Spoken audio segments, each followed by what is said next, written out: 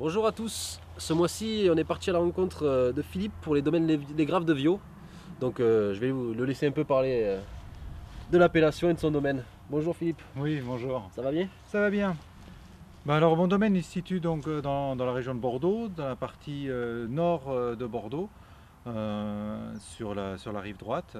Donc les Côtes de Bourg, c'est une petite appellation sur les rives à la fois de l'estuaire de la Gironde et de la Dordogne, environ 4 à 5 000 hectares. Et donc nous, dans cette petite appellation, on a une exploitation d'environ une douzaine d'hectares d'un seul tenant sur un petit coteau orienté sud, sur la partie haute des Côtes de Bourg.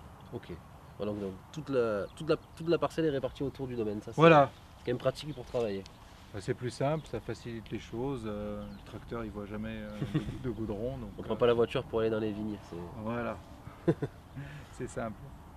Et donc dans les vignes vous travaillez donc en bio?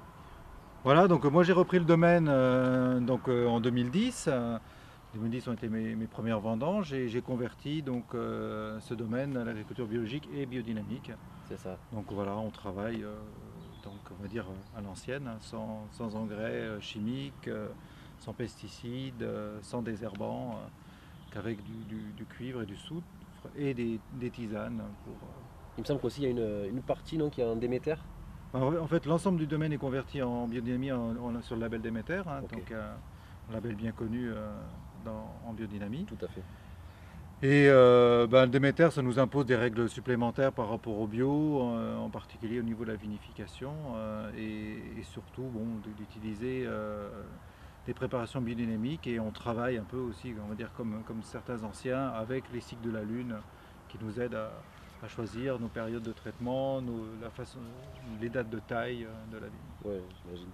Et donc, vous, qu'est-ce que ça apporte à vos vins, on peut dire, ce côté bio, ce côté biodynamie On sait que Déméter, voilà, c'est très exigeant, ça implique quand même pas mal de règles assez strictes. Et au niveau des vins, vous, ça va vous apporter.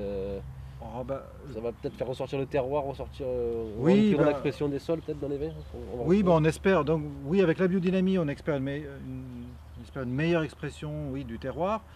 Mais le bio, c'est aussi une approche éthique plus globale. C'est à la fois pour mes ouvriers, ils n'ont pas des produits Ouais, avec lesquels ils s'empoisonnent, hein. Le premier risque des produits chimiques, c'est pas le consommateur, c'est celui qui les pose.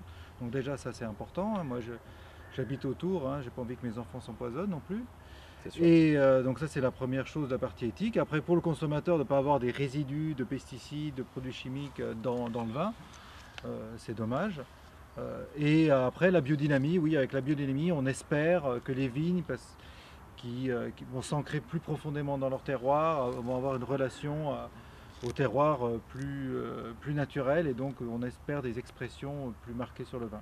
On commence déjà à voir des choses sur ce millésime au bout de 3 années de biodynamie, mais en général les résultats sont attendus au bout de 5-6 ans pour avoir la pleine expression. Ouais, tout à fait. Bon, on va peut-être aller goûter ça alors pour essayer de Ben, retrouver le résultat. avec plaisir. Allez, on y va.